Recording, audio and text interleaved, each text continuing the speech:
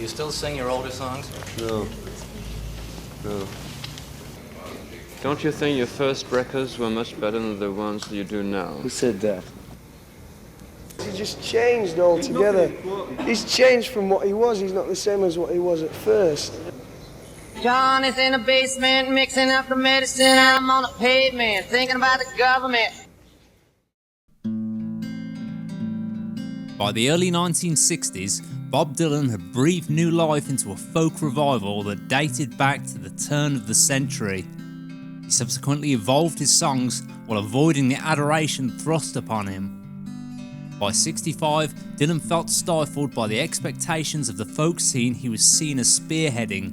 In reality, he saw himself as an artist and a songwriter rather than a figurehead for any movement. He desired artistic freedom, but was held down with obligations to be a protest singer and the voice of social change. His decision to switch genres, Dylan knew, would have consequences, but the extent of the backlash not even he anticipated. What follows is the story of Bob Dylan's rise to folk hero, transition to pop icon, and target to the same people who'd held him on a pedestal. Don't boo me anymore. Don't boo me. God, that booing, I can't stand it.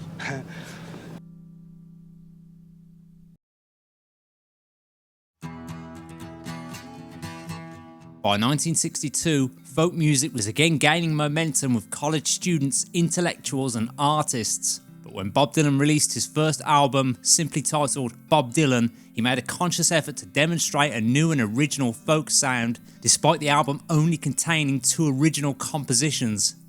Not only dealing with struggles and hardships, the album contains playful, humorous tracks.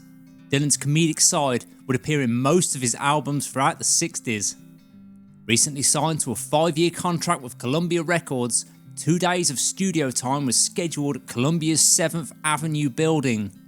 The debut album would be recorded in a very basic way.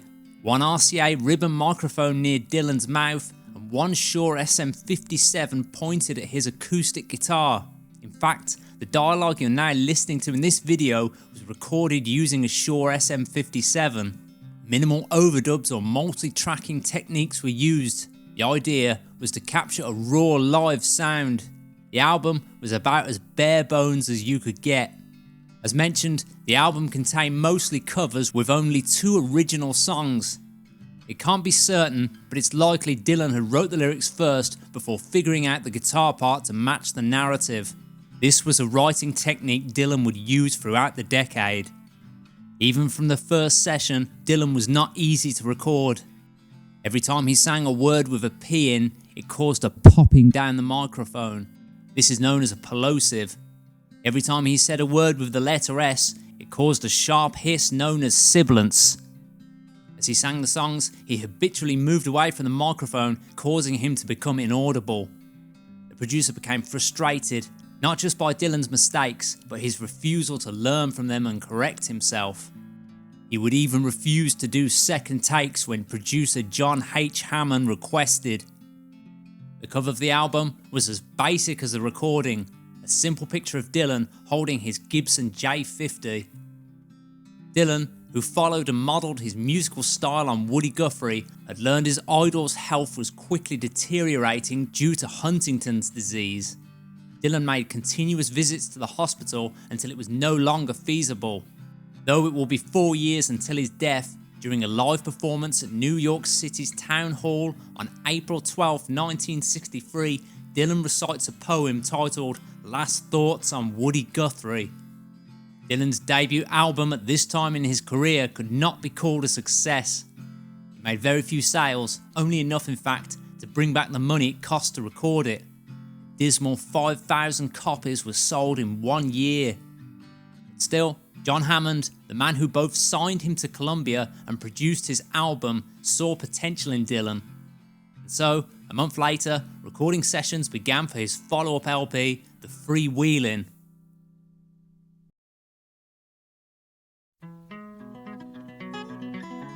The new album was rife with anti-war and civil rights messages coupled with rock and roll vocal melodies. Masters of War was his most famous anti-war song, memorable for the final verse in which he wishes death on warmongers. The The song was covered by Judy Collins, who dropped the aggressive lyrics. Bob felt, in doing this, she totally missed the point of the song. But the album didn't purely focus on protest messages. The themes ranged from personal reflection to love songs. Sessions began on April 24th, again at Columbia Records. This time, the album would be produced by Tom Wilson. John Hammond was in disputes with Dylan's infamous manager, Albert Grossman. Are you Bob Dylan's manager? Yes, I'm Bob Dylan's manager. But I'm not in charge of his room. No, you're in charge of Bob Dylan. No, I'm not in charge We of have Bob had Dylan. complaints about the noise above, below. Oh, that's unfortunate. We'll try to hold it down. There's been no noise in this room. None at all. And you're one of the dumbest animals and most stupid persons I've ever spoken. This time the album was spread out over a year. There was much more dedication to capture a perfect sound. This time, Dylan would do multiple takes, ranging from 3 to 10. Dylan didn't complain though. His approach to recording had now evolved. Tom Wilson's desire to create the perfect sound also rubbed off on him. Session musicians were brought in to record, but despite speculation, it was actually Dylan who played the finger-picking guitar on Don't Think Twice, It's Alright. His songs, like in his first album, were again recorded using his Gibson J50. The cover of the Freewheelin' featured Bob and then girlfriend Susie Rotolo, but by the time it hit stores, he was already beginning a relationship with well-known folk singer Joan Biaz. This time, the Freewheelin' was receiving mixed reviews. It would grow over time to make a big impact. Dylan believed this was all due to the song Blowing in the Wind. As Dylan planned a tour with Biaz, girlfriend Susie tried to take her own life by leaving the gas on. After that, she no longer lived with Bob and he continued to tour with Biaz. Dylan, at this time, was striving for success. He never did show emotion for the incident with Susie, and many saw the relationship with Biaz as a business move on both their parts, but more so Bob's. By the end of the tour, the Freewheelin' was selling 10,000 copies a week. Bear in mind, it took him a year to sell 5,000 copies of his debut album. Bob and Joan now spent their time between New York and Bearsville. When Bob made the drive out of New York, he always drove past Marjorie's farm. Songs came easier to him at this point, and he believed they always would. Years later, he would find the writing process far more difficult. I don't do that anymore. I don't know how I got to write those songs. Well, those early songs were like almost magically written. It was clear Dylan and Biaz deep down were very different people. Many of Dylan's songs became anthems of the civil rights movement, though he rarely ever appeared, if at all, to rallies, whereas Biaz frequented them.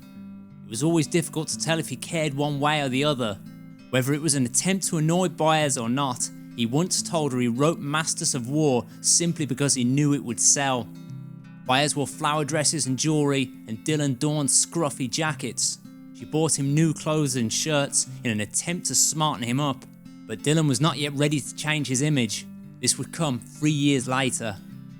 Back in his New York apartment, Dylan penned the songs for his next album, The Times They Are A-Changing. In the title track, Dylan fixated on the idea of the powerful falling and the weak rising. Most likely, it was how he saw himself. The album would be the first to feature entirely original compositions. On August 6th of 1963, recording sessions began. Again at Columbia, again with Tom Wilson as producer. Only the title track would feature Dylan's Gibson J50. After that, it went missing and was never found. He replaced it with his now iconic 1930s Gibson Nick Lucas Special. Again, a minimalistic production was used. Natural reverb, careful balance, minimal overdubs. By 1964, with the British invasion the Beatles were now spearheading, Dylan began to change his musical direction. His songs had now become more sophisticated. He would tread carefully releasing his next album, Another Side of Bob Dylan, an album recorded entirely in one 6-hour recording session. It was Dylan testing the waters. He was distancing himself from traditional folk, embracing pop. The Beatles, influenced by Dylan, were evolving their lyrics and adding folk elements to their music. Dylan was evolving his sound and adding rock and roll elements to his music. Social commentary was dropped in favour of introspection.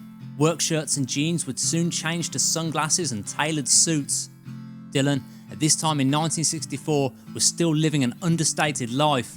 Though he was earning a good living, he left his career and financial arrangements with his manager, who would draw cash from when and as he needed.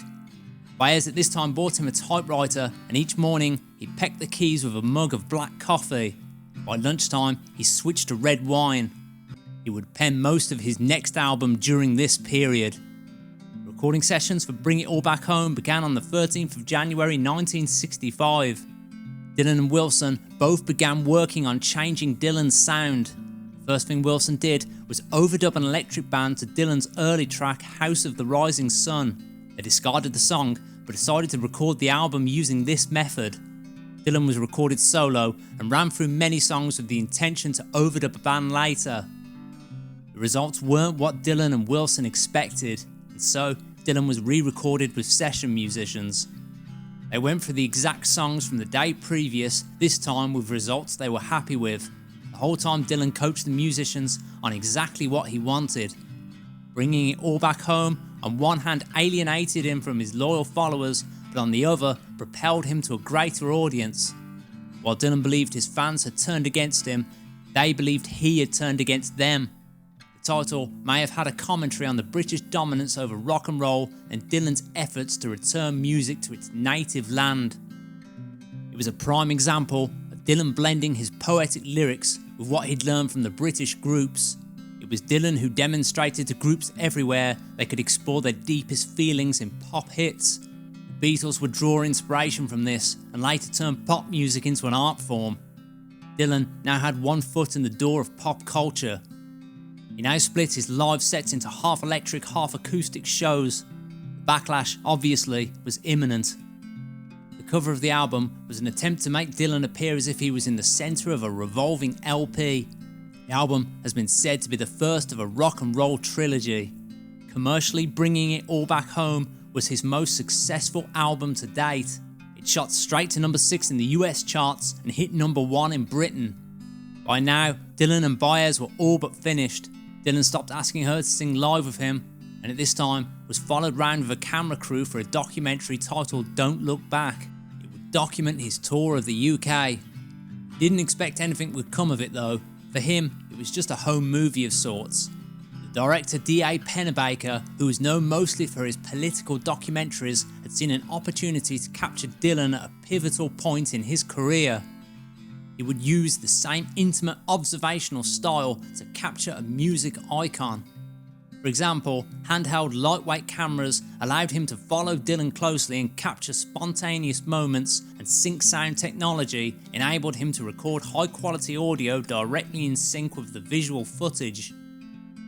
A naturalistic observational fly-on-the-wall style paved the way for future rockumentaries. One of the first scenes involved a press conference at Heathrow Airport.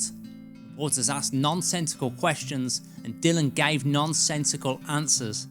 From there, Dylan stays at the Savoy Hotel, one of the greatest in London. The Beatles and the Rolling Stones would visit him, but refused to be captured in the documentary.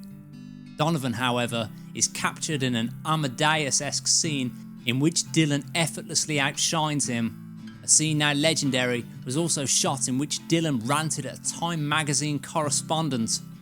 In truth, Dylan was already in a mood that day. A gig at the Royal Albert Hall made Dylan nervous.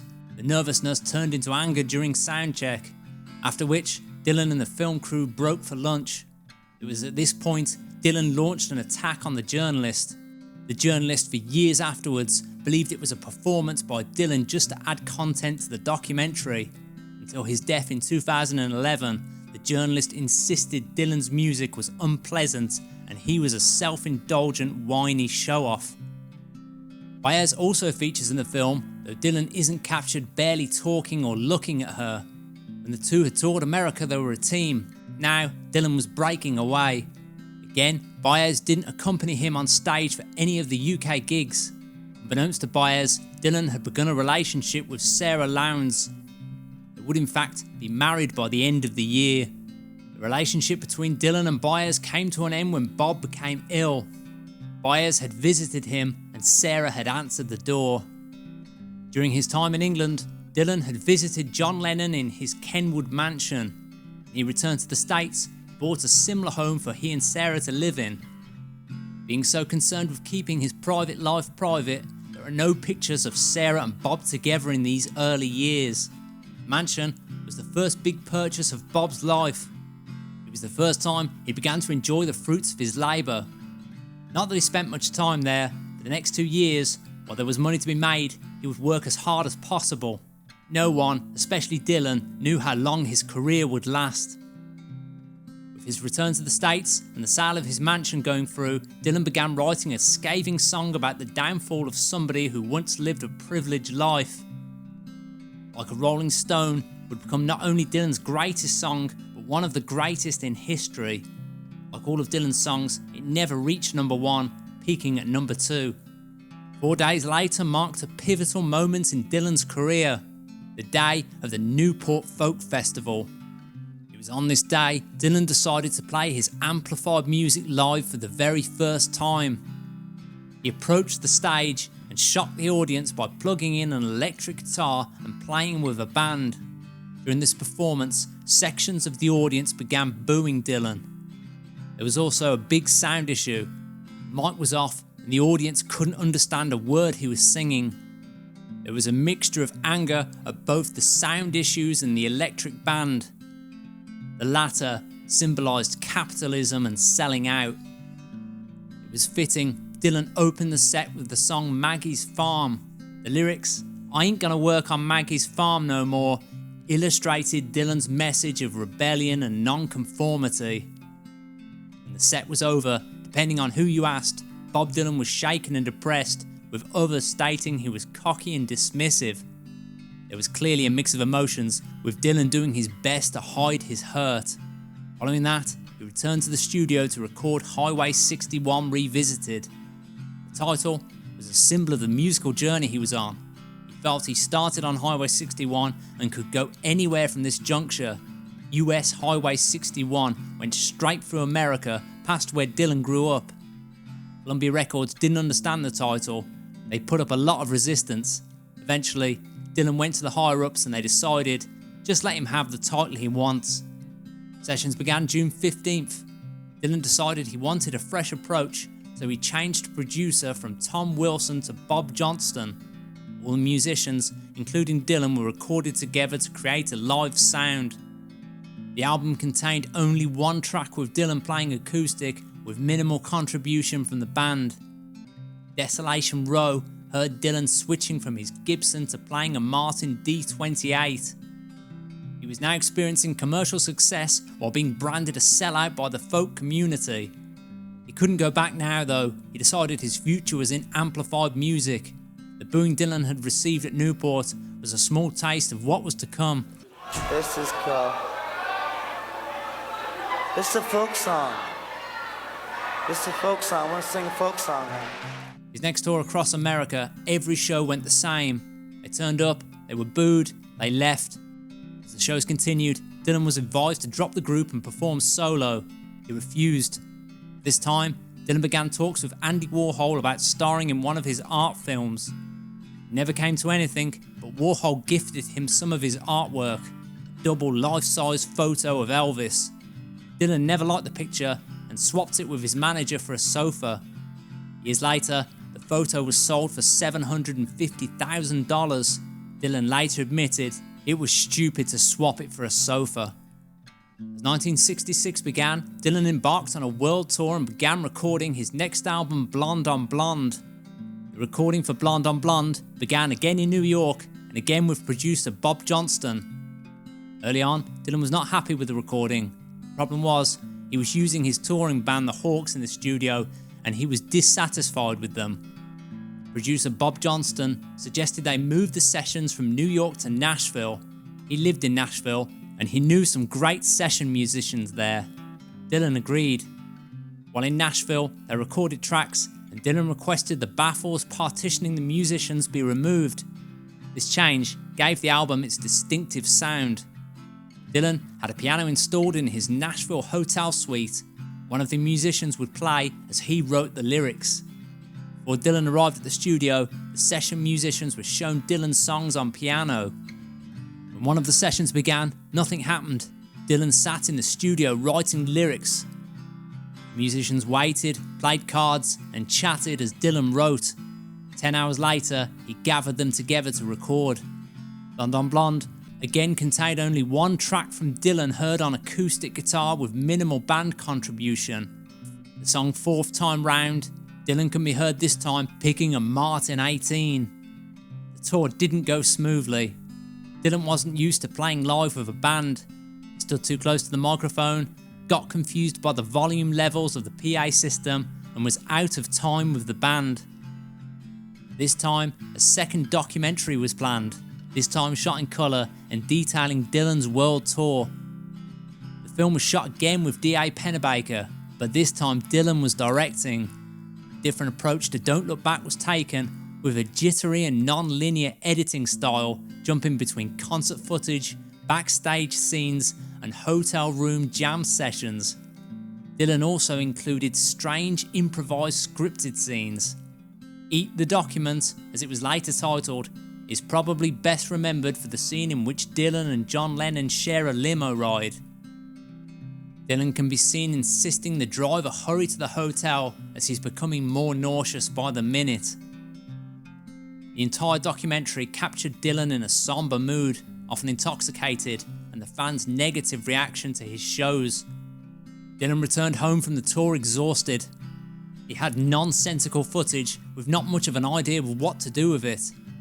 He asked D.A. Pennebaker to edit it, but he himself had little enthusiasm for what was, as far as he was concerned, a bunch of home movies. Still, he put something together. When Bob watched it, he felt it was too much like Don't Look Back, so he decided to edit it himself. Dylan had equipment sent to his Bearsville mansion, requested a friend and filmmaker assist him, and began working on the footage. In the process, he destroyed valuable footage of concerts and backstage scenes. Before he began, Pennebaker had requested a duplicate of all the footage, but the two weren't on good terms at this time. They were in a dispute over money owed for the previous documentary Don't Look Back. Dylan, with no prior experience in the art of cinema, now felt he could slip into the role of film director. He put something together, but it was rejected by a TV network as they feared it wouldn't be digestible to a mainstream audience, maybe even any audience. To top it off, his record company were now demanding a new album. The following incident would be another pivotal moment in Dylan's life. We'd see him pull back from touring, recording, and another shift in musical direction. On the morning of July 29th, Dylan drove his 1964 Triumph T100 motorcycle from his manager's home to the repair shop with Sara following behind in the car. What exactly happened next is a mystery. Dylan or Sara never gave details, but what we do know is that at some point Dylan came off his motorcycle injuring himself. No ambulance was called. It is believed to have happened at Glasgow Turnpike. A friend later said Dylan admitted he simply lost balance on a slippery road. The bike had then fell on top of him. Dylan was driven back moaning in the back seat of Sara's car. He appeared at his manager's home and lay on the porch writhing in pain. He was then driven to a private doctor an hour away. As he lay in the surgery, he listened to radio stations broadcasting news reports Bob Dylan has been in a motorcycle crash. The next 6 weeks, Dylan would stay in his doctor's house in the spare room on the 3rd floor. His doctor constantly denied claims he was weaning himself off drugs in those weeks. The press reported Dylan was knocked unconscious, broke his neck, and was almost killed.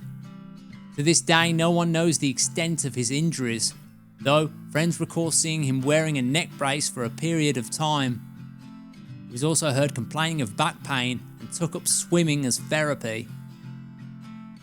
In the year of 1967, Dylan would quit touring, change his look, change his persona, and as the year comes to an end, Woodie Guthrie will die on October 3rd.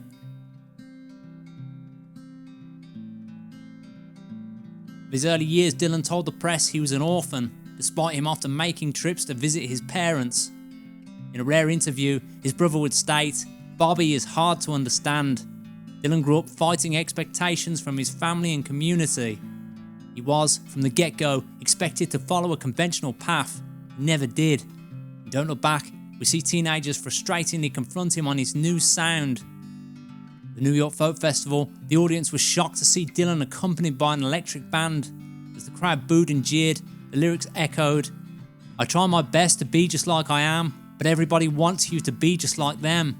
Ironically, due to sound issues, the lyrics went unheard by many. And "It's alright, Ma." He ends the song stating, "It's alright, Ma, if I can't please him." The very reason Dylan was loved became the reason he was despised. He simply would not conform.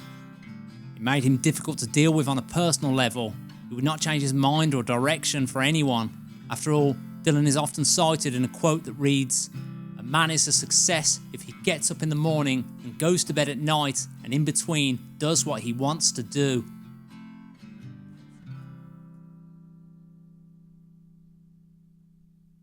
Thank you to everyone who supports the channel. If you wish to donate, it would be greatly appreciated, as this is my main source of income. Just click the 3 symbols next to the video, then the thanks icon, and however much you wish to donate. Thanks for watching and stay tuned for my next video.